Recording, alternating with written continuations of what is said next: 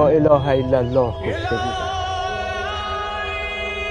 کاش بیشتر سبحان الله گفته بودم.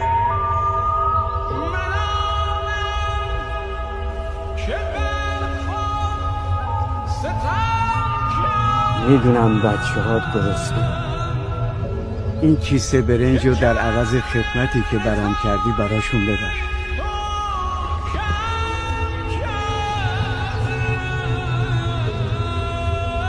چرا انقدر به هم ریخته و ناخوش احوالی؟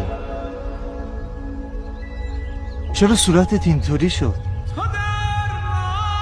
ناخوش نیستم، وقتشه. وقت چی؟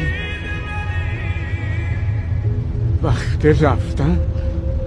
طبق سنگین از آهن که روی سرم میذارم، انقدر سنگینه که گردنم میشکنه و تا مچ پا توی زمین فرو میره. بعد روی سینی آهن جوشان میریزن که دردم سینی رو سوراخ میکنه